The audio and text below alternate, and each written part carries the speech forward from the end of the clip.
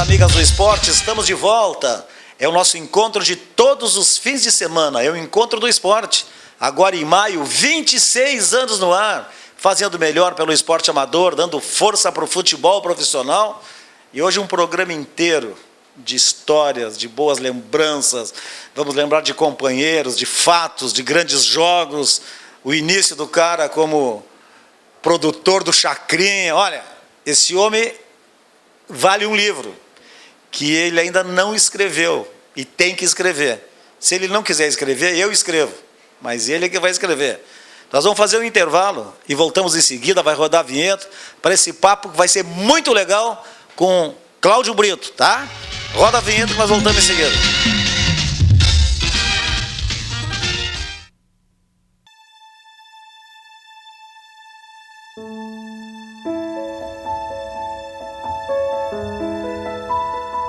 Quanto tempo vai durar essa bolinha de sabão? E esse momento? Quanto tempo?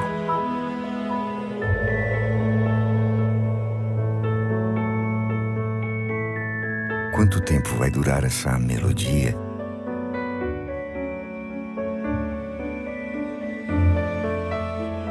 Esse almoço em família?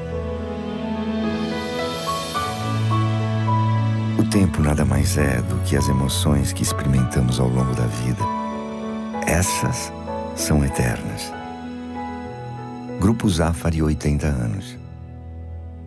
Com você, o tempo não passa.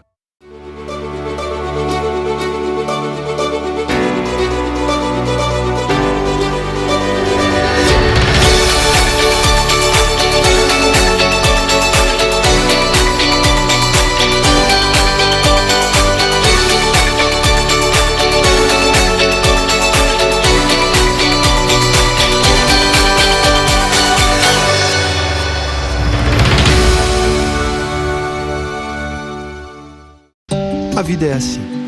Chove, faz frio, acaba a luz. A vida é assim. Chove, faz frio, e quando você menos espera, acaba a luz. A vida é muito melhor quando você está bem acompanhado. E é isso que inspira a Unimed a estar sempre do seu lado, cuidando de tudo para que cada um dos seus planos comece a ser realizado hoje mesmo. Cuidar de você, esse é o plano. Unimed Porto Alegre.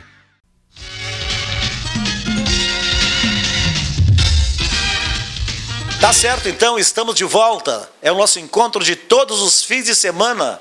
É o encontro do esporte. Como eu disse antes, vamos fazer um papo legal, descontraído, porque só 1 hora de programa contigo é muito pouco. Porque tu tem histórias, hein, Brito, que não acabam mais. Tudo bom, Bosco? Uma alegria estar aqui nesse encontro do esporte, testemunhando aquilo que você acabou de dizer na abertura, 26 anos de entrega a este mundo do esporte. Hoje, que todo mundo está falando, que tem tantas alternativas, é bom lembrar que houve muito tempo que essa era a única tribuna do esporte que se tinha, o teu programa. E a tua força, a tua representatividade nacional e internacionalmente, delas sou testemunha. Mas, enfim, falaste há pouco em livro, né? Eu estou num livro, no Pisando na Bola. Pisando na bola tu estás mesmo, é verdade. O querido Bosco contou no Pisando na Bola 1 e 2, né? 2 livros Pisando na Bola, só com as mancadas dessas histórias do esporte. A história minha que está lá era com o Samuel Souza, o Haroldo de Souza. O Haroldo de Souza, que chegou com toda a garra, narrando aqui em Porto Alegre, e dando umas de Osmar Santos, às vezes, com a história da gorduchinha. A gorduchinha, etc. e tal. E eu estava de repórter no Estádio Olímpico, na pista, e ele narrando. E daqui a pouco ele largou 2 ou 3 frases que eram bordões do Osmar Santos. E daqui a pouco me chamou. E eu lá de baixo disse, Osmar Santos aqui agora? Ficou aquele silêncio no ar. Mas tem uma muito boa desse aqui. Ele era apresentador do esporte na TV Gaúcha ainda. Nem era RBS TV. E aí esse homem jogou o texto para cima. no estúdio, saiu porta fora, programa no ar. Ele foi direto para o departamento pessoal para pedir as contas e os caras não sabiam por quê. Né? Mas eu quero que tu conte com detalhes isso aí, porque eu conheço a história, mas tu contando... Aliás, o único registro existente da história foi contigo também. Quando o Jornal do Almoço fez um determinado aniversário, eu era promotor de justiça, estava fora da comunicação, e tu foste recuperar comigo a história. Eu era apresentador do quadro de esportes do Jornal do Almoço, éramos eu, Celestino Valenzuela e o Ibsen Pinheiro. Naquele dia, o Celestino Valenzuela estava doente, estava só eu apresentando, o Ibsen estava fora, quem estava como comentarista era o João Nassif. E eu, no tempo que a gente pegava, imprimia script, não tinha essas frescuras de teleprompter, ponto no ouvido, nada disso. E no mimeógrafo ainda. Exatamente. Pegava o boy ali, ó, tá pronto o texto ali, ó. Vai lá e tira a cópia no mimeógrafo. E aí alguém montou, grampeou as folhas do script da seguinte forma: folha 1, folha 2, folha 1, folha 3, folha 1, folha 4. A bendita folha 1 voltava sempre. Aquilo era uma linha de produção, a mesa comprida, ficavam todas as folhas do mimeógrafo e vinha um segundo rapaz juntando as folhas e grampeava no fim. Alguém fez alguma coisa com um equívoco que essa folha 1 sempre entrava. E eu, ao vivo, o programa, chegava em cima da hora, pegava... Naquele tempo é o seguinte, não tinha essa de ser editor. Apresentador é apresentador. Não fazia nada. Pegava o script, sentava na frente da câmera e saía apresentando. E nem teleprompter tinha na época, né? Que é o texto na câmera ali. Eu peguei meu script, fui na maquiagem, da maquiagem fui para o estúdio e saí dando. Elias Figueroa, não sei o que, não era Figueroa, porque era 1980 isso. Mas, enfim, eu dei uma notícia do Inter, entrou a notícia do Grêmio, depois voltou a notícia do Inter. E eu, perdão pela nossa falha, percebi que era a mesma folha. Fui para a folha seguinte. Terminei a folha seguinte, voltou a número 1. Na terceira vez que isso aconteceu, eu simplesmente fiz um canudo com o script, peguei as folhas todas, fiz um canudo, atirei para um lado, levantei para o outro e deixei a tapadeira vazia lá. E o João Nassif, sem saber o que fazer, botaram o slide de emergência. E eu fui direto no RH, né, no departamento pessoal, que é, como é até hoje, na Ipiranga. E eu desci do morro, vim na Ipiranga, começo da tarde. Ô, pessoal, tudo bem? Eu vim aqui me apresentar para pegar minhas contas. Como assim? Que está ficando louco? Eu digo, pô, mas pelo amor de Deus. Não estava vendo o jornal? Não, não estava vendo. Aí perguntei para uma outra moça, não viu o Jornal do Almoço? Não vi. Porque se tivessem visto, teria entendido tudo, né? E eu digo, mas ainda fiquei bravo. Mas como é que vocês estão aqui dentro e não ficam vendo o jornal? Vocês têm que ver o jornal, tal coisa. E realmente fui embora. Era meu chefe na época, o Carlos Bastos, querido amigo, querido companheiro. Obviamente que eu saí e já era advogado, aí fui me preparar para um concurso público de promotor, fui trabalhar no escritório de advocacia com o Luiz Carlos Melo, nosso querido Melinho, também da área, e o Laerte Lara, que pai de um repórter também, que hoje está no Rio de Janeiro, e, além disso, na época, procurador, advogado de jogadores. O Benítez era nosso cliente, o Jair, Príncipe Jajá, nosso cliente, Cláudio Mineiro, Vasconcelos. Sim, Vasconcelos. Não, foi vendido para o Chile. O Vasconcelos, eu fui ao Chile algumas vezes buscar parcelas do pagamento e tudo mais. Conheci bem o Chile graças ao Vasconcelos, que era ídolo lá. Um jogador pernambucano que passou pelo Palmeiras, veio para o Inter, um camisa 10 maravilhoso, que os chilenos levaram. Lá enricou. Ele casou com a filha de um dono de mina, as minas de cobre lá do Chile. O presidente do Colo-Colo virou sogro do Vasconcelos. Queriam que ele se naturalizasse para jogar na seleção. Eu curti muito esse período. Nesse período, eu fiquei me preparando para fazer o concurso para o Ministério Público. Ingressei na carreira do Ministério Público em 81 e depois vim chegando de volta, né? Já aposentado, estou de volta aí na comunicação. E nesse meio tempo todo, sempre amigos, nós dois. Porque eles ficam o tempo todo falando, olha, microfone aberto, Cláudio Brito por perto. Mas uma lata é boa, né? Não, o pessoal tem muito isso. O Brito gosta de uma latinha, gosta de falar, gosta de aparecer. Mas, claro, eu não fiz profissão, eu não tive vocação e nem fiz como profissão ser agente secreto. O que eu gosto é disso. Se eu fosse médico, me elogiariam. Diriam assim, o Brito não larga o bisturi. correto? Se eu fosse um motorista profissional, o Brito adora o carro dele, está sempre no volante. Eu gosto disso aqui, é a minha profissão, é a minha vida. Tu falasse aí no João Nassif, eu quando era da RBS, ele era da Rádio Gaúcha. Falasse no Celestino Valenzuela, com quem trabalhei também. Agora, quais eram os repórteres da tua época? João Bosco Vaz. Não, quando eu comecei, a minha história começa quando eu tinha 17 anos, 16 para 17 anos. O meu falecido pai era muito amigo do Ari dos Santos, o velho Ari dos Santos, que, graças a Deus, está aí ainda forte, vivo. Que formou uma grande geração de jornalistas.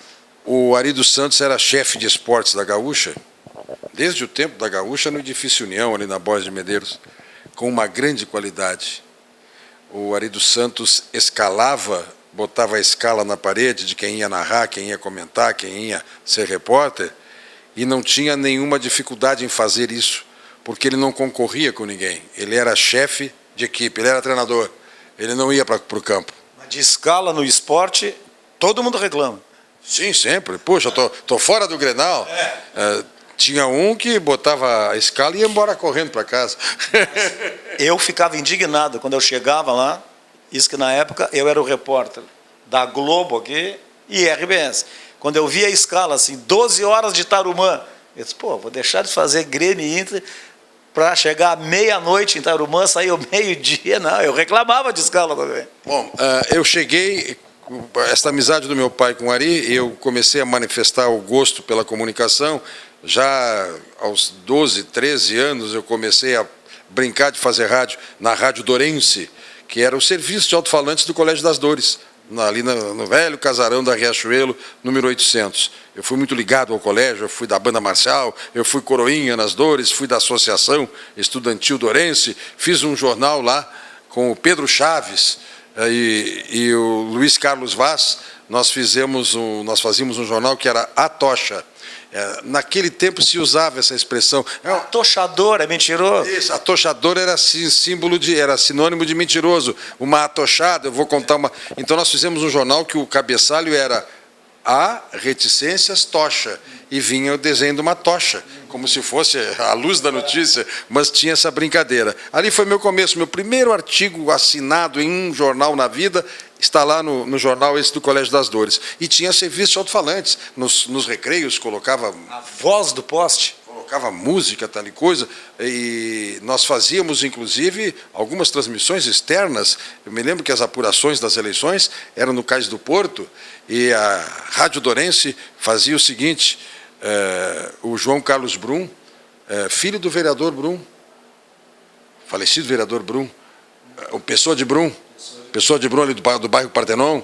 O filho dele era meu colega de Colégio das Dores, e hoje é escritor, e ele fazia o seguinte, ele ia com um gravador de fita, rolo de fita, ia lá nos armazéns do Cais do Porto, entrevistava os presidentes das juntas apuradoras, aí pegava, naquele tempo, pegava um boletim das 14h, às 16h30 nós ia ler o boletim, no alto-falante do Colégio das Dores. Atenção, pessoal, no recreio, resultado da eleição, tal coisa. Até isso se fez na Rádio das Dores. E aí eu comecei a incomodar, eu quero ir, e meu pai falou com o Ari. Ari, assim, e o Ari disse, manda o guri lá. Aí já a Rádio Gaúcha já estava no morro. Tinha mudado daqui da Borges de Medeiros para trabalhar junto com a TV, era lá no prédio da TV, no último andar. E o Ari dos Santos me colocou como rádio escuta.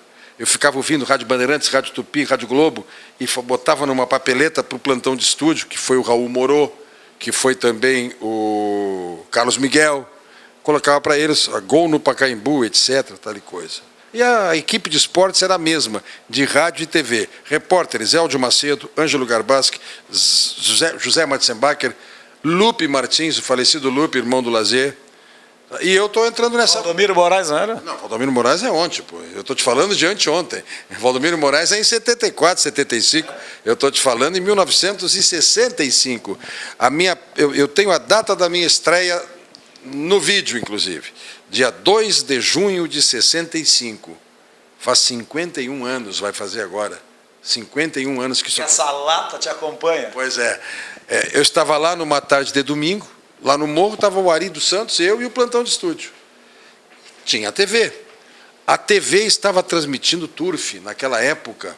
Foi um período que houve uma briga com a federação e não se podia fazer imagens do Que o Ofmeister proibiu. Isso. E as rádios, inclusive, parece que tiveram que botar andaimes de obras para olhar por cima do muro no interior. E as TVs só podiam gravar ou filmar 3 minutos para botar no ar. Bom, então como é que era a tarde esportiva no domingo na TV? Caio Juruá, narrando turf do Hipódromo do Cristal, todos os páreos da tarde, e entre um páreo e outro, o Juruá fazia assim: agora vamos ao nosso estúdio para mais uns minutos de Palmeiras e Portuguesa, jogo realizado esta semana no Pacaembu. Então, os tapes da semana, tá? E naquela vez, o que ia para o ar era um jogo Grêmio e Siderúrgica pela Taça Brasil, Copa do Brasil, Taça Brasil na época, Taça Brasil.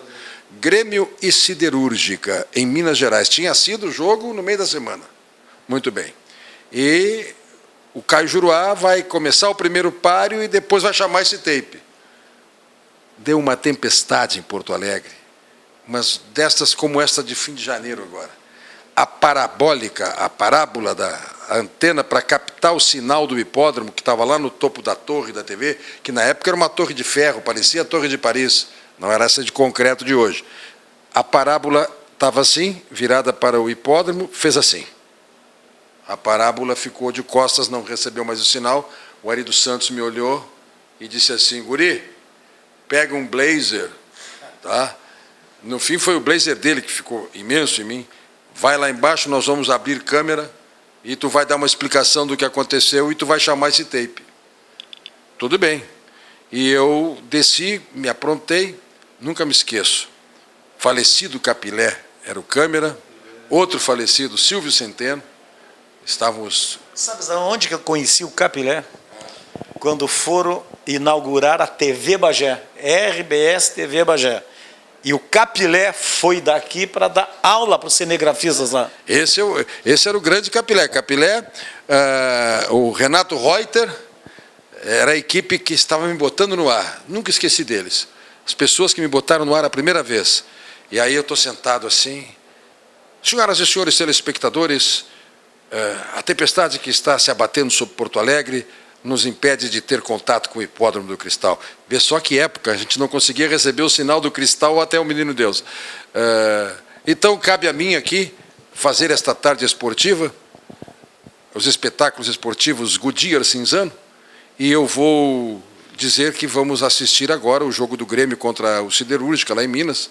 Logo aos 15 minutos aí tem um gol muito importante, parece que era do Paulo Lumumba, gol do Paulo Lumumba, etc e tal. Vamos a ele, e atenção, hein? A minha estreia também é a minha primeira mancada. Eu olhei para a câmera e disse assim: um oferecimento de Goodyear, o melhor vermute do mundo, e Cinzano, o pneu que roda mais. Tá. Tu trocou isso?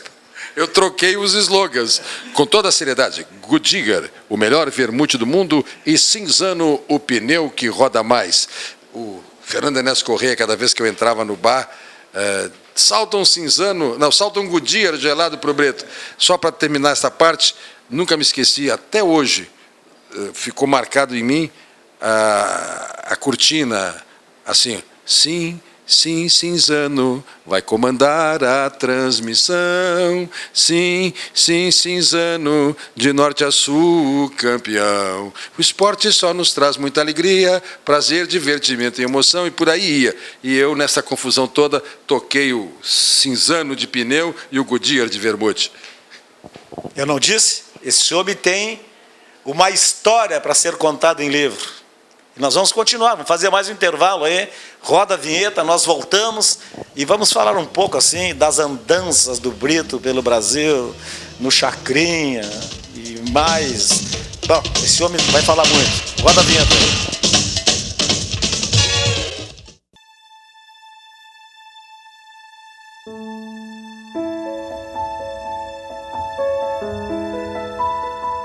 Quanto tempo vai durar essa bolinha de sabão? E esse momento? Quanto tempo?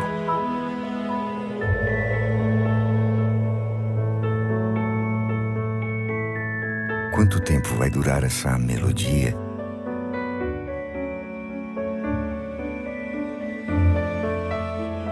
Esse almoço em família.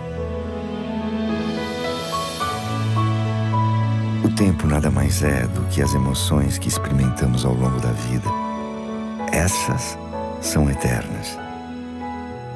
Grupo Zafari, 80 anos. Com você, o tempo não passa. A vida é assim. Chove, faz frio, acaba a luz. A vida é assim. Chove, faz frio, e quando você menos espera, acaba a luz. A vida é muito melhor quando você está bem acompanhado. E é isso que inspira a Unimed a estar sempre do seu lado, cuidando de tudo para que cada um dos seus planos comece a ser realizado hoje mesmo. Cuidar de você, esse é o plano. Unimed Porto Alegre.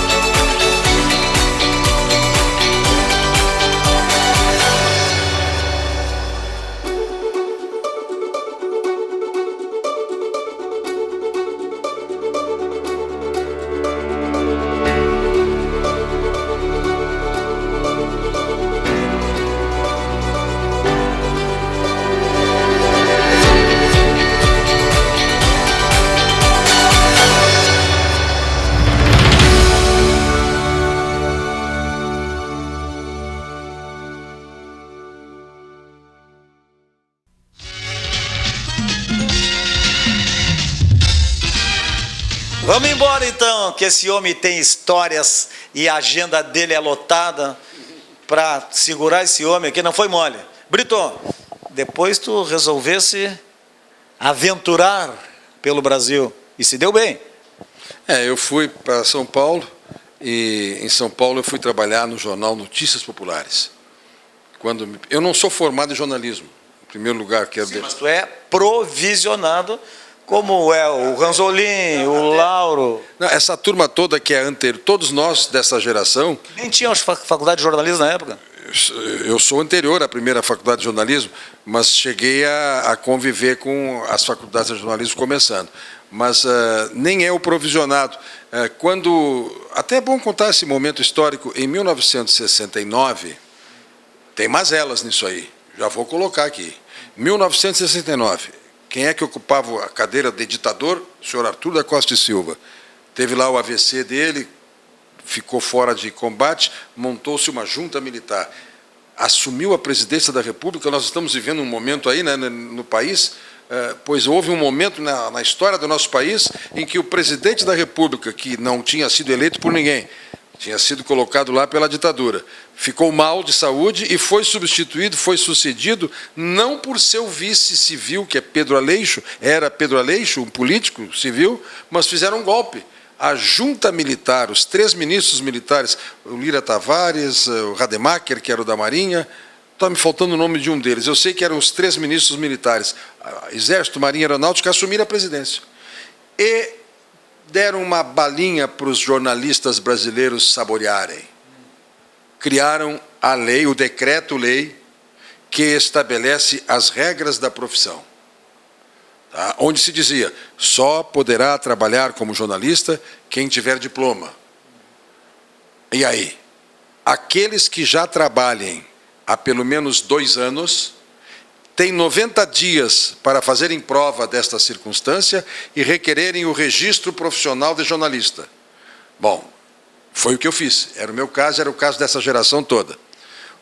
Havia uma outra categoria, que são os provisionados, aqueles que iriam ocupar vagas dentro de um percentual, cada redação, não me lembro agora qual era o percentual da lei, mas, digamos, cada redação teria que ter 1/3, poderia ter 1/3 de provisionados e os outros 2/3 de formados, ou então registrados com direitos plenos, como era a minha categoria.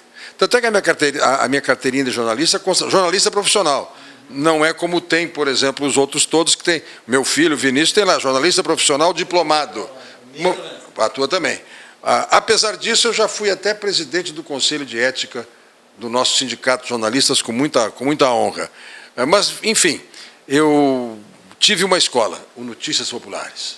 O Notícias Populares foi um jornal que teve como jingle de lançamento um samba que a gurizada do Casuarina gravou há pouco tempo, que diz assim: vejam só esse jornal, é o maior hospital, porta-voz do Bang Bang, da Polícia Central, 3 locadas seminua, jogou-se do 8º andar, só porque o Zé não deu maconha pra ela fumar. Um escândalo amoroso com um retrato no jornal, um bicheiro assassinado em decúbito dorsal, cada página é um grito, um homem caiu no mangue, só falta torcer o jornal para sair. Sangue, sangue. Notícias Populares, sangue. Dia 13 nas bancas de São Paulo, Notícias Populares. O Notícias Populares era um jornal popularíssimo, criado pela genialidade do rumeno Jean Mellet, um homem que veio da Sibéria, depois de ter estado sob o crivo e todo o sofrimento de um pós-guerra.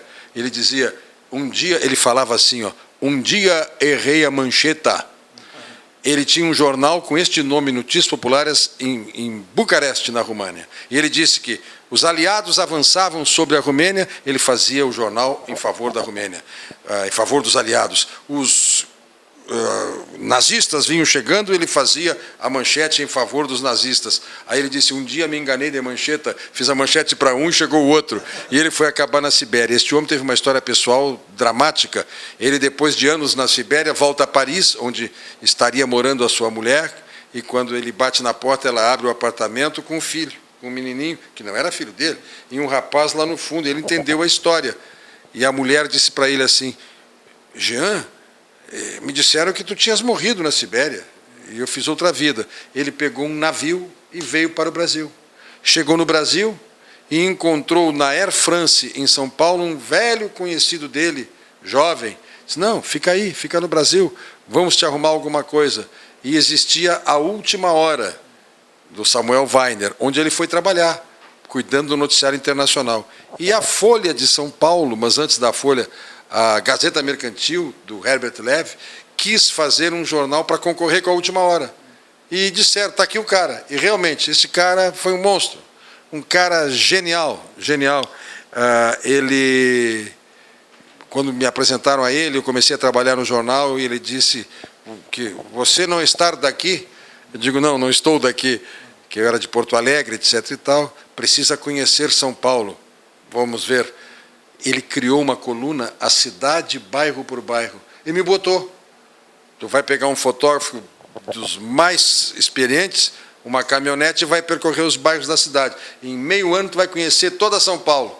E ao mesmo tempo tu vai pegar, olha só, vai pegar a comunidade falando. Não tinha WhatsApp, não tinha Twitter, não tinha nada. Mas tinha um repórter com um fotógrafo que ia na comunidade pegar a palavra da comunidade. Eu tive oportunidades, então, meu querido Bosco, de fazer algumas coberturas. Tenho isso guardado em casa com muito carinho. Eu participei da vigília no Hospital das Clínicas em São Paulo e participei de toda a cobertura do primeiro transplante no Brasil, do Zerbini. E aí eu já trago chacrinha na história.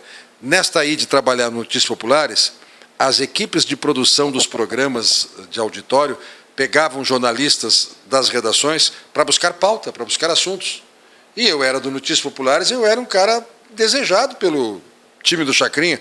Fomos 2 ou 3 repórteres para lá trabalhar na Globo, que estava começando em São Paulo. Fomos trabalhar no Chacrinha, na Desi Gonçalves, nos programas todos, que naquela ocasião, como não existia TV direta, não tinha Embratel. Foi só em 69 que... Não tinha grade nacional também, né? Não tinha grade nacional. Então, o que acontecia? Os programas de auditório que aconteciam no Rio de Janeiro, a Globo, a genialidade do Boni, me lembro da reunião com o Boni quando ele contou isso para nós, em 1968. O Boni disse assim: nós não podemos chegar aqui cariocas, nós estamos em São Paulo. Então é o seguinte, o Chacrinha faz um programa no Rio e faz outro em São Paulo. A Dercy faz um programa no Rio e faz outro em São Paulo. Tinha o programa do Chacrinha ao vivo no Rio e em São Paulo. E aí, lá pelas tantas, um dia a minha pauta foi o Zerbini. Aconteceu o transplante e eu disse... Poxa, e aí o Zerbini, o Chacrinha disse, eu quero o Zerbini. Porque o Chacrinha tinha 2 programas, não era o Cassino do Chacrinha, era a Discoteca do Chacrinha, que era um programa com show, com artistas e convidados, e a Hora da Buzina, que era o programa de calouros. Um era, no caso de São Paulo, um era na quinta-feira e o outro no sábado. Pois bem, diz o Chacrinha, eu quero o Zerbini, o gaúcho traz o Zerbini, etc e tal coisa. E eu fui falar com o Dr. Zerbini. O Dr. Zerbini disse assim, depois de muita luta, o homem que fez o primeiro transplante no Brasil, o Dr. Euríclides de Jesus Zerbini, eu vou no programa. E a marchinha no Carnaval teve, né? Sim, o senhor vai receber um troféu. Pois não, mas atenção, eu não quero aquelas brincadeiras do Chacrinha. Abacaxi, jogar banana, fazer assim, alô, Terezinha, por favor, eu sou... Tudo bem, cheguei na reunião e disse, Chacrinha, assim. Bom, começou o programa. Chacrinha parecia o Blota Júnior. Senhoras e senhores, boa noite. A discoteca do Chacrinha está no ar. Aí ele olhava para mim, eu estava na Coxia, era no auditório, na Rua das Palmeiras, em São Paulo. Ele olhava para mim e eu digo, tá legal. Aí ele, hoje uma grande atração. Você sabe, o primeiro transplante aconteceu tudo aqui na discoteca do Chacrinha. E aí ele foi. Até que chegou o intervalo que antecedia a entrevista com o Zerbini. Eu digo, Chacra, que era como a gente tratava ele, né? Chacra, está ali na mesa, junto com ele está o doutor Valdomiro de Paula, que é o do pronto-socorro, que recebeu o paciente, etc. e tal, e o doutor Luiz Decour. O doutor Luiz Decour é o cara que fez o transplante de rim. Então, os 3 sentados ali, o troféu é do Zerbini, o troféu já está com a menina da produção, vai para a chacrete e tal, e ela te acompanha. E, por favor, tu vai ter que fazer daquele jeito que nós combinamos. Boa noite, doutor Zerbini, deixa ele falar. E aí, ele tinha feito o programa todo neste nível.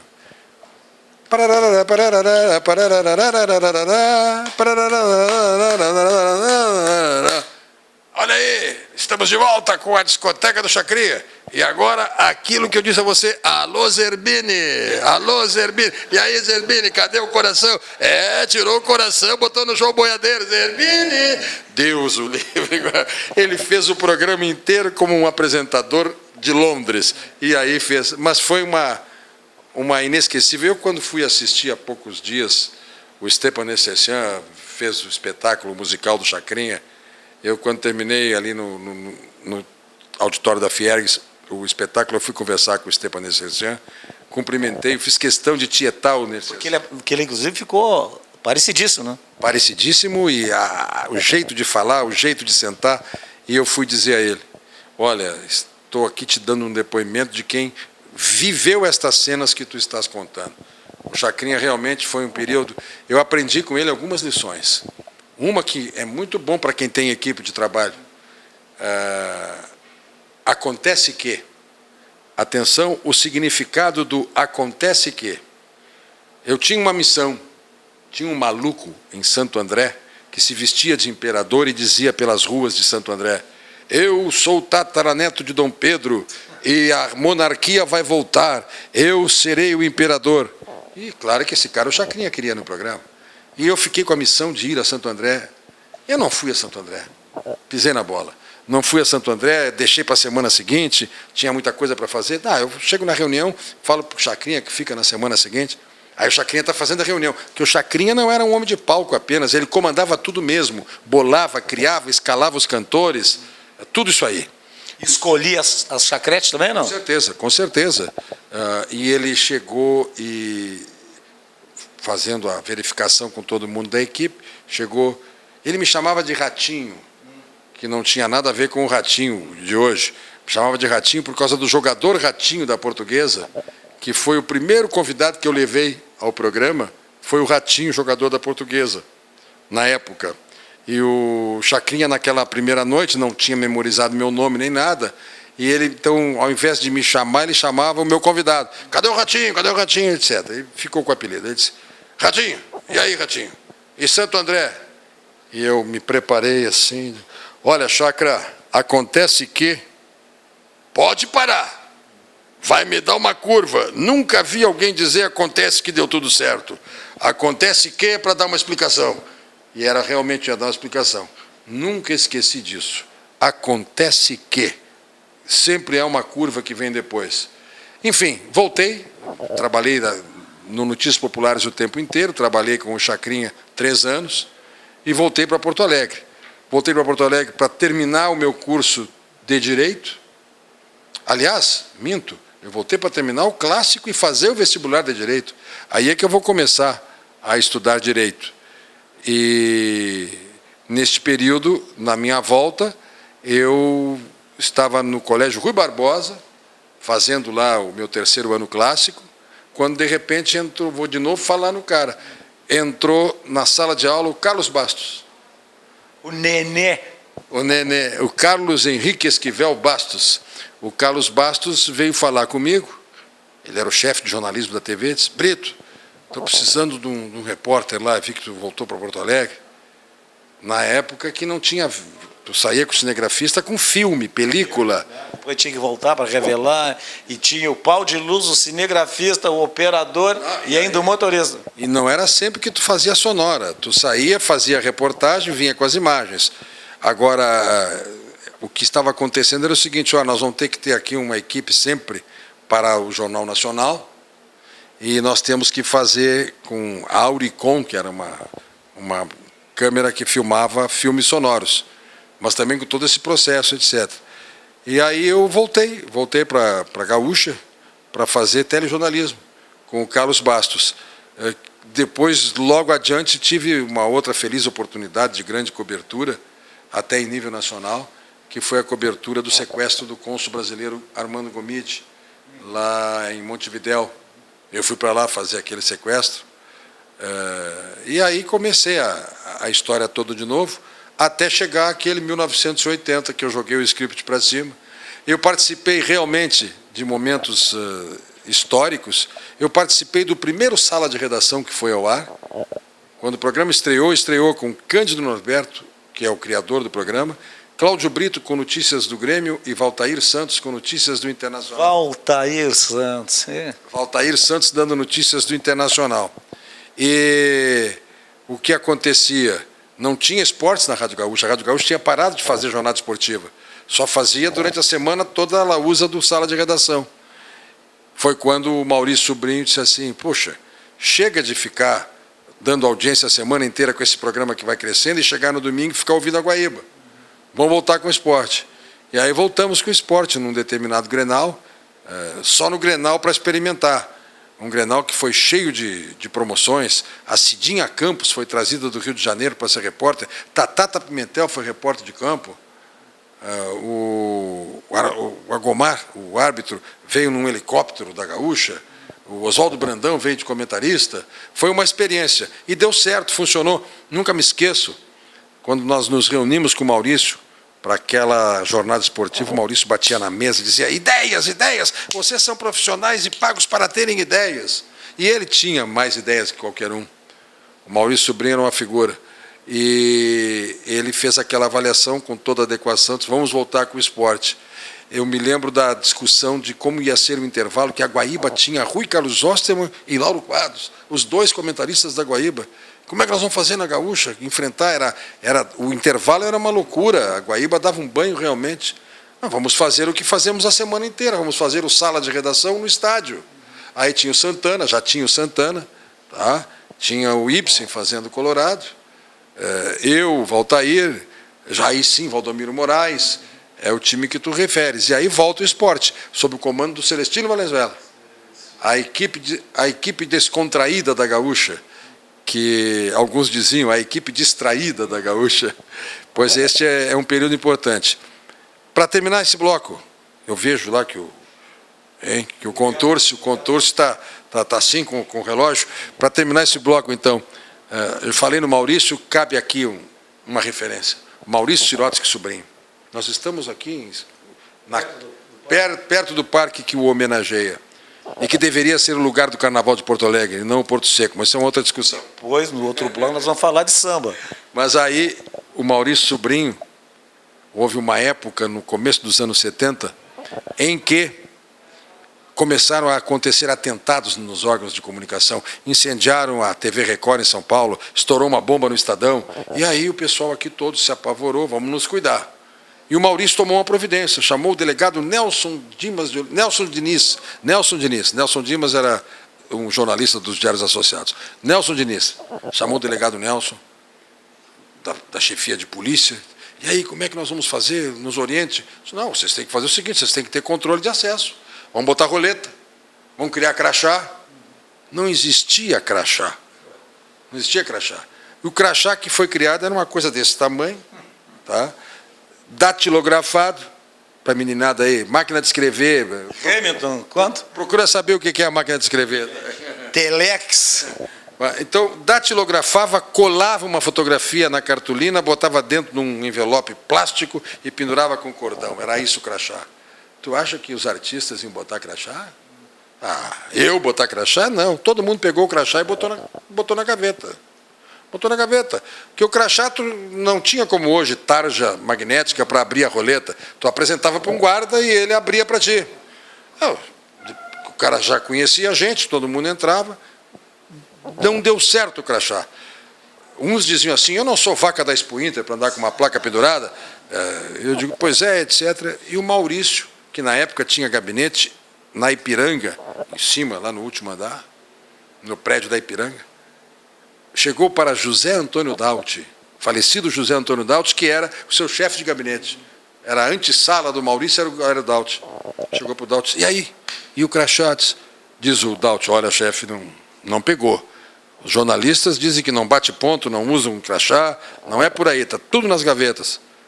Na época, no porão do prédio, ali de onde está a 0 hora, tinha um restaurante lá embaixo, do velho Guiloso, que era o econômico do aeroporto Salgado Filho, uma figura histórica da cidade. Lá todo mundo almoçava. Maurício Sobrinho, meio-dia, tira da gaveta o seu crachá 001, pendura e desce as escadarias do prédio da RBS, chega lá embaixo no restaurante, senta numa mesa lá, ô Brito, ô fulano, como é que tá? Tudo bem? Puxa, hoje não pude, vou almoçar com vocês aqui. Não falou nada, não deu uma palavra sobre coisa alguma, almoçou com todo mundo. E lá pela 1 e pouco da tarde, quase 2 horas, voltou para o seu gabinete. Mais tarde, a notícia que o Dauti dá para ele, chefe, está toda a redação de crachá, todo mundo usando crachá. Foi o exemplo, né? Ele desceu de crachá, não comentou, todo mundo terminou o almoço, chegou na redação, pegou o seu crachá e pendurou. É mais uma das histórias que dá para contar. E tem muitas histórias. Nós vamos fazer mais um intervalo e voltamos em seguida para falar um pouco de samba, um pouco de carnaval. O Cláudio Brito, ele é rei no Rio de Janeiro. Muito mais do que aqui. Já voltamos.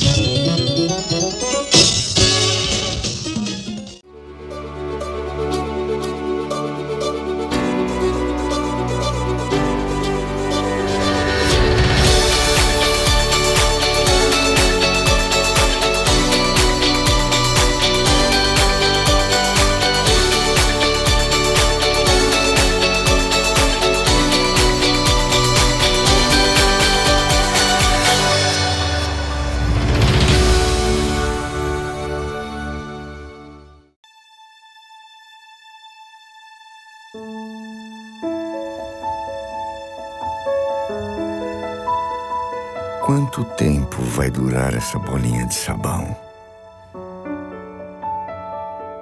E esse momento? quanto tempo?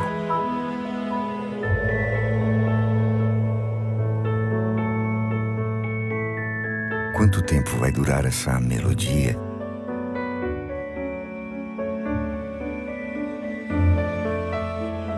Esse almoço em família? O tempo nada mais é do que as emoções que experimentamos ao longo da vida. Essas são eternas. Grupo Zafari, 80 anos. Com você, o tempo não passa. A vida é assim. Chove, faz frio, acaba a luz. A vida é assim. Chove, faz frio, e quando você menos espera, acaba a luz. A vida é muito melhor quando você está bem acompanhado.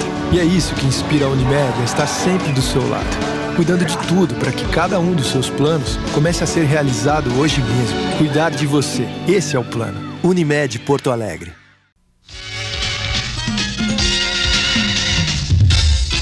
Tá certo, então, estamos de volta para o último bloco do nosso encontro de todos os fins de semana. É o Encontro do Esporte. Temos 10 minutos pela frente, muito pouco para todas as histórias que esse homem tem. Mas eu quero falar um pouco sobre samba, sobre carnaval, quero falar um pouco sobre Rio de Janeiro, onde esse homem é o rei, tratado como rei pelos amigos. Não é verdade? Não se trata de ser tratado como rei, mas o trabalho que a gente realiza há tantos anos tem reconhecimento. Realmente, a deferência de a Rádio Gaúcha, a equipe, ocupar a cabine número 1 da Avenida, e o presidente da Liga do Rio de Janeiro, Jorge Castanheira, dizer isso até em vinheta, até em chamada da Rádio Gaúcha. O carnaval está começando, chegou a Rádio Gaúcha. Isso é simplesmente reconhecimento a trabalho. Porque houve um tempo, Bosco, que aventureiros, eu fui testemunha, eu vi rádio do interior do Rio de Janeiro, a família de um cara lá, sentado num camarote, um microfone fechado o tempo inteiro, dava um flash a cada hora dizendo que passou a escola tal, ocupando toda a estrutura da avenida. E aquilo, a história vem daí, este reconhecimento. Aquilo foi incomodando o pessoal que organizava o carnaval, até que houve um ano que eles fizeram o seguinte controle. Era a Embratel quem nos dava o circuito para fazer a transmissão. Pediram para a Embratel e para a Telerge, a companhia de telefonia do Rio, que dão os circuitos para as rádios transmitir, pediram o seguinte, a Liga Independente das Escolas de Samba: quando terminar o carnaval, nós queremos um mapa com o tempo de utilização efetiva, de transmissão efetiva de todas as emissoras de rádio. E a Rádio Gaúcha foi a que tirou o primeiro lugar. Nós tínhamos transmitido até em relação às rádios do Rio, porque, por exemplo, as escolas mirins do Rio de Janeiro, nenhuma delas transmitia. E a Rádio Gaúcha estava lá transmitindo, fazendo informações e tudo mais. E aí nos chamaram e disseram: olha, a partir deste ano, por esta constatação, vocês têm alguma primazia aqui. A primeira cabine da avenida é de vocês. Eu ia dizer a cabine número 1. E a partir disso, a gente também foi se entrosando com o povo do carnaval, frequentando os eventos durante o ano inteiro. E eu tenho isso com muita satisfação. Chegar lá e as pessoas, até, claro que é uma brincadeira, eu sempre chego no Rio para o carnaval na noite de domingo anterior ao carnaval, que é a noite do ensaio de som e luz da avenida. A escola campeã do ano anterior faz toda a sua apresentação, faz todo o ensaio da sua equipe, do seu trabalho, mas também dá o ensaio para a avenida. Luz, som, segurança, é como se fosse o desfile. Esse último ensaio. Test drive. Exatamente, o test drive da avenida. E a Gaúcha sempre chega nessa data. E aí porque inclusive é a data em que nos entregam as chaves das cabines e tudo mais. E aí, este ano, mais uma vez, quando eu cheguei na avenida, eu entro sempre por trás das baterias ali no recuo de arrancada das escolas, e eu fui entrando, foi quando eu cheguei na beira da pista, 3 ou 4 dirigentes da Liga. Bom, atenção, avisa lá, pode começar que a Rádio Gaúcha chegou. Era, como é que vai, etc, etc.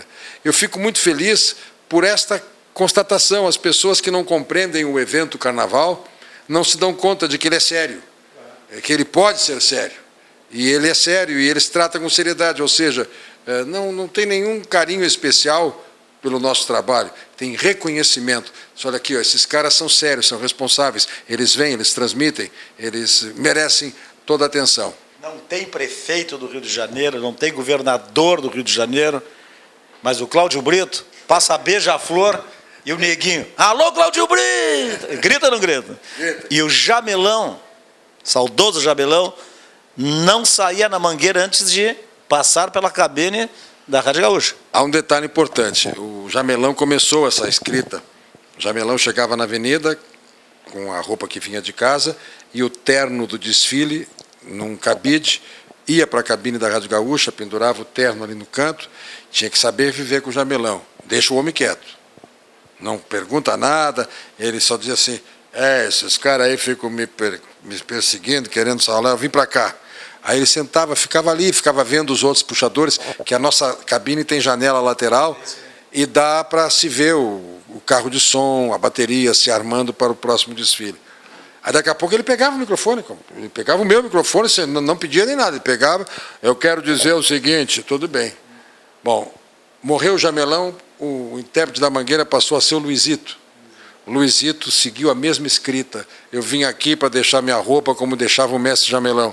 Faleceu o Luizito, pois este ano o Ciganerei fez a mesma coisa, fez o mesmo ritual, inclusive na ocasião que recebeu, que viu o resultado na apuração, pegou o microfone, começou a gritar, nós fizemos disso uma chamada também, ele dizia, Brito, a roupa já está pronta, estou lá sábado de novo, dizendo que na Noite das Campeãs estaria como esteve conosco.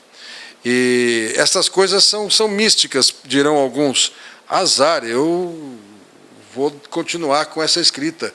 Eu, quando monto a cabine, digo, olha aqui, onde é que vai ser o cabide do puxador da Mangueira, e a amizade pessoal com o Neguinho da Beija-Flor tem acontecido isso realmente. O Neguinho, em pleno desfile, no momento em que ele deixa o recuo com o carro de som, quando o carro de som avança, ele se despede de mim, vai para o desfile e diz, olha o Cláudio Brito aí, gente! E aí a gente vai levando. Com muito prazer, com muita honra. Nem sempre é assim em Porto Alegre, é muito mais lá do que aqui. Por isso que eu digo que lá no Rio de Janeiro tu és rei. Quero te presentear aqui, só temos 3 minutos, a Copa Oculta. Tudo que nós passamos para fazer da Copa em Porto Alegre um sucesso, para fazer a melhor sede entre as 12, segundo a FIFA, reuniões com o Ministério Público, brigas com o Ministério Público, brigas com o Fortunati, e acertos, e aí vocês vão entender por que a Copa foi um sucesso aqui em Porto Alegre. Eu abri aleatoriamente, caí na página 35, que diz assim, não foi fácil, logo que assumi a Secopa, o meu relacionamento com o comitê organizador local, em função da demora na assinatura do contrato do Inter com a Andrade Gutierrez para a reforma do Beira-Rio. Olha aí, olha só. Eu vou para esses bastidores todos. Estão todos os nomes, toda a história tem nomes, mas eu sempre boto 2, 3 nomes para ter as testemunhas juntos, né? Porque eu não desabono ninguém, obviamente, até porque ninguém fez nada para ser desabonado, porque a única cidade onde não teve dinheiro público em estádio foi aqui.